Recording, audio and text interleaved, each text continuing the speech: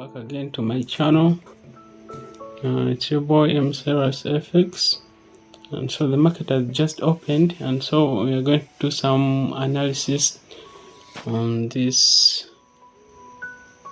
pair called gold as usual.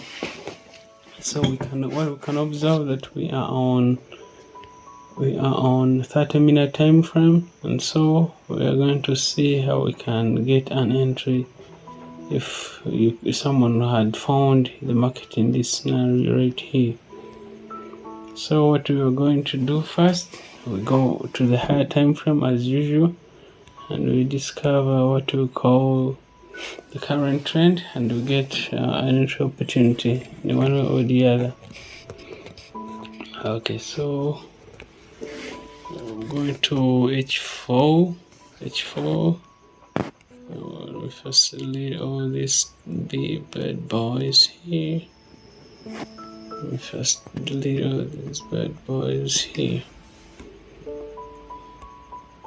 Alright, so what I want us to see here is that the current trend as per H4 is we are trending to the downside. Everyone can see that. You can see that we are trending to the downside. You can see that we're trending to the downside. So the overall structure was bearish, and what I can recognize here that we had a strong impulsive push here, then the market pulled back a little bit. The market, like we were pushing it down, and then the market pulled back a little bit here. You can see that. So let me try to layer this.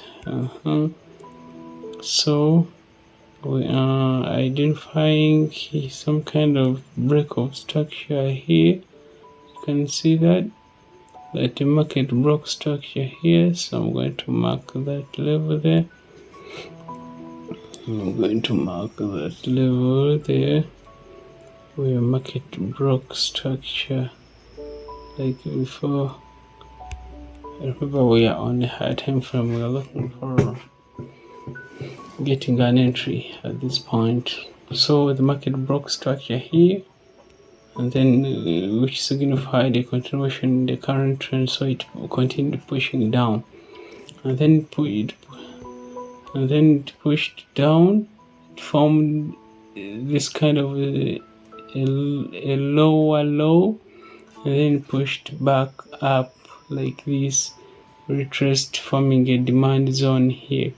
So this can be recognized as demand zone. That's why I've marked it, and then this level here, forming a swing low here. You can see that it was kind of correlating with this part here. And so what I am going to do, what else do we recognize? That it later pushed back, forming a new lower level here, which we can recognize as support. The support here, it formed a supply zone, and now here it is forming a support. So I'm going to mark that level there also. I'm going to mark that level there. I'm going to mark our support. So what do we see, or what do we observe from our current structure is that the market was pushing to the downside.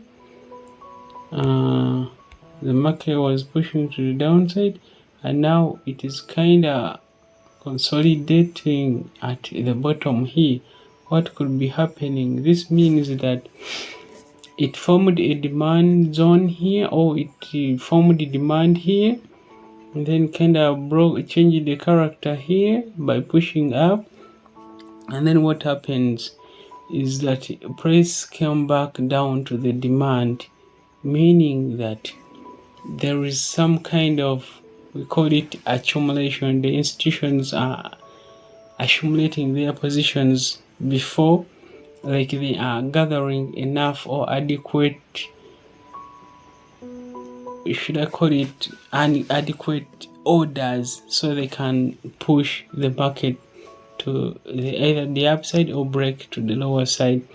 So we can recognize some kind of accumulation at that point. What else can we recognize? That the price has tried to test this level several times, meaning the demand zone is weakening. What happens when the demand zone weakens? It means sellers are most likely to overcome the buyers. So buyers are most likely to lose control in this scenario, since we are sloping to the downside. So the demand being created here has started to weaken in one or the other. So that is what we have managed to recognize on H4. So we go to H1. H1, we already have our zone. So what we are going to do, we go inside the structure again. So inside the structure, we can identify that there was some kind of a push. Let me illustrate it.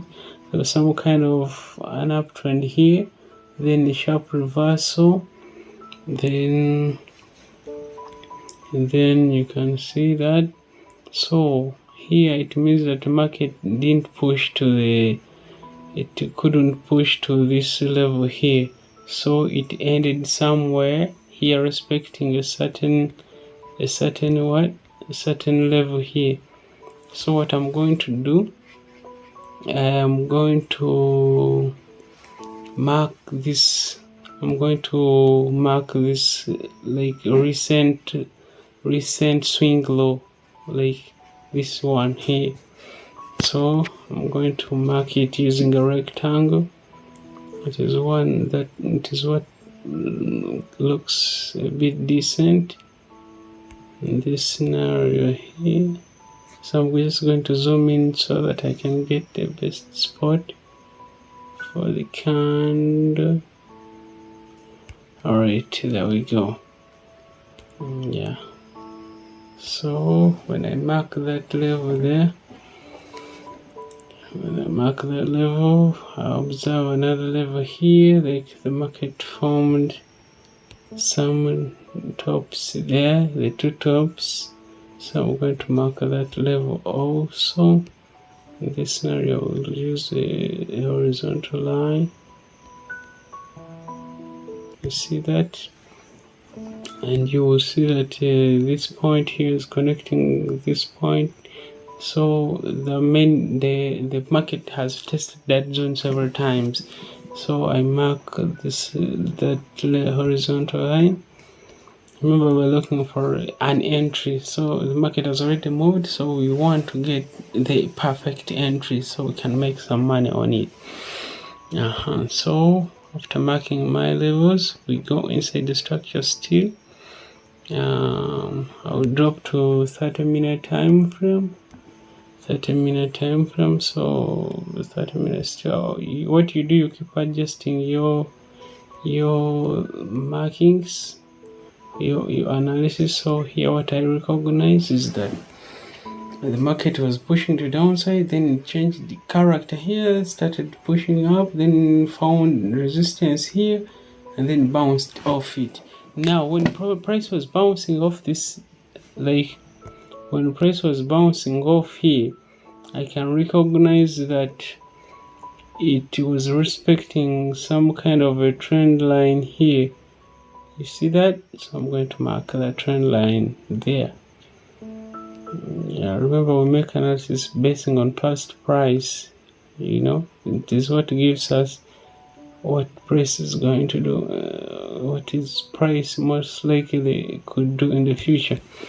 So you can see that here there was some kind of breaking changing character. Like this is where the price broke the structure, so that it pushed downwards. So what logic is there? That when price broke up, now we went into weekend. So when the market has opened here, what has it done? It went back up to where it had broken the what? The level. So it means that the market is reacting at where it had broken. So it means I'm going to mark that level there where market broke structure. So I'm going to use a rectangle. I'm going to use a rectangle here so we can get that point where your market is most likely to react. You see that? So that is where my price broke last time, like so. Yeah, now what else do we recognize? So in this scenario, what I'm going to be watching is that if price breaks up this zone, if price breaks here and shows a push that it can exceed this level here, we shall be looking at buys because it will have changed the character. So what else can we observe here, or what we can drop to smaller time frame? We can go to the lower time frame and see if we can identify something else. We can do what? Let me see here. Oh, some small adjustment here is that before price respected this trend line, it had first broken this zone here, so that changes our marking to this point here. So it means that if we are to look for entries, our eyes are going to be it means our eyes are going to be on this level here. You get what I'm saying? Our eyes are going to be on this level here. So if price breaks above here, the possibility is high that it will push to the what? It will push to the upside.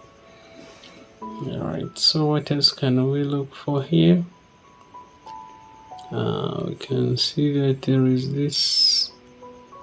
You can see that there is some level here. Let me see if it makes sense. You can see that level there. See that level there, like where the trend line touched. I mean this point. Okay. I mean this point here. So it's just an adjustment like that. So this means that we can go back to the slope to the small time frame.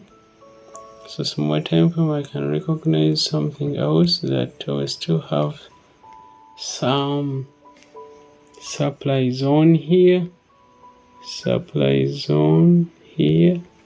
There was some kind of distribution. There's some kind of institutions distributing their positions around here. So it pushed the price to break here, then slope to the downside. So that's simple structure what we can observe. Yeah, so this shows that if price, since the market has just opened, that's why you see this gap. Okay, you see this gap here. But if it were a normal day, like we could have entered at this point here, because market had broken, now retesting. So but since it's just opened, we are from weekend, we can't consider it, so market hasn't stabilized yet. So simply that's how I could make the analysis on this trade here. Yeah, in simple terms. And then one other thing I want to talk about is making your chart so flexible, like this on MT5. You go to settings, you scroll down and look for something like free chart. You look for this thing here, you activate it, free chart movement, you enable it. So this means that your chart will be very flexible that you can move it like on trading view. Yeah, simply that's how we can do analysis on this scenario here. So thank you for watching. Make sure you like, you subscribe, and share to your fellow traders. Let's grow together.